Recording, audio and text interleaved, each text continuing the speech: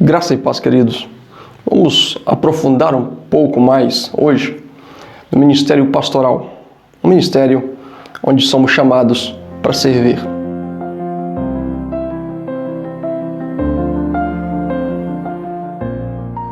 No Evangelho segundo João, capítulo 10, versículo 11, Jesus diz assim: Eu sou o bom pastor dá a vida pelas ovelhas. Quando se trata de modelo pastoral, modelo de pastor, Jesus é o exemplo máximo.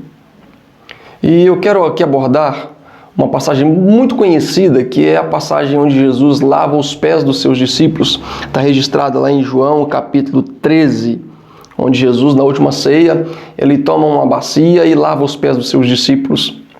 Esse costume, para você que não sabe, naquela época, os sapatos não eram fechados como os de hoje. Então, eram sandálias. Então, com o andar, o caminhar, entrava muita sujeira e causava incômodo nos convidados. Então, quem convidasse para uma ceia, para uma refeição, teria que ter lá um escravo, um servo. E esse servo, quando os convidados chegavam, ele lavava os pés e enxugava. Então, quando se trata do ato de Jesus lavando os pés dos seus discípulos, ele estava exercendo o papel de um escravo, de um servo. Então parece que há uma distorção.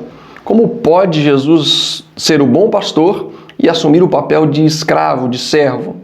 Porque é justamente esse o significado do ministério pastoral. Quando Mateus relata, Mateus capítulo 12, 18, sobre Jesus, sobre o que Deus fala a respeito de Jesus, o texto é bem claro. Eis aqui o meu servo que escolhi, o meu amado, em quem a minha alma se compraz.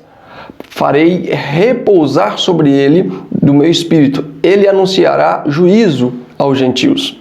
Então veja que quando se trata de Jesus, ele é o bom pastor. Mas quando se trata de Jesus, ele também é servo. Mais uma vez, identificando o chamado pastoral como um chamado para servir. Imagine só a cena, quando Jesus deixa de lado o seu manto, e pega uma toalha e uma bacia, que ele se ajoelha para lavar os pés, ele se dá de cara com Judas, que o traiu, com Pedro, que iria negá-lo 3 vezes. E os outros 10 discípulos, no jardim de Getsêmani, quando os soldados chegam para prender Jesus, eles abandonam Jesus. Então veja que o chamado pastoral não é para servir pessoas perfeitas, é justamente o contrário, para servir pessoas imperfeitas e fazer com que elas alcancem a maturidade cristã, que elas cheguem ao pleno conhecimento de Deus. Agora, talvez o grande questionamento seja justamente por que nós não temos pastores servos e é tão difícil de se assumir essa identidade de servo. O texto que nós começamos a nossa conversa de hoje, João capítulo 13, ele explica exatamente o porquê que um pastor tem que ser servo e como ele chega lá. Preste atenção no texto. Ora, antes da festa da Páscoa, sabendo Jesus que era chegada a sua hora de passar deste mundo para o Pai, tendo amado os seus que estavam no mundo, amou-os até o fim. O Evangelho de João, quando ele narra o ato de Jesus lavando os pés dos discípulos, antes, no versículo 1, João capítulo 13, 1, ele narra o fato de Jesus amar e amar até o fim. Por que então nós temos tanta dificuldade de servir? E aí não se aplica só ao ministério pastoral, mas ao ser humano.